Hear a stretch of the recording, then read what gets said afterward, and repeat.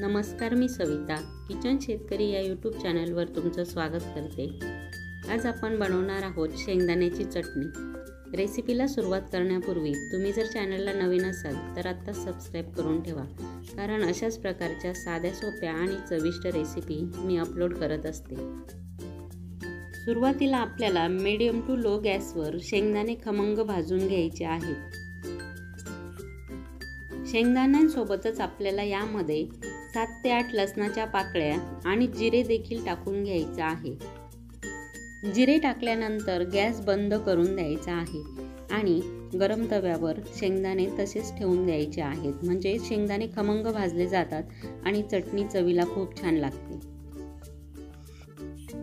शेंगदाणे पूर्णपणे गार झालेले आहेत। आता हे शेंगदाणे आपल्याला एका मिक्सरच्या भांड्यामध्ये काढून घ्यायचे आहेत।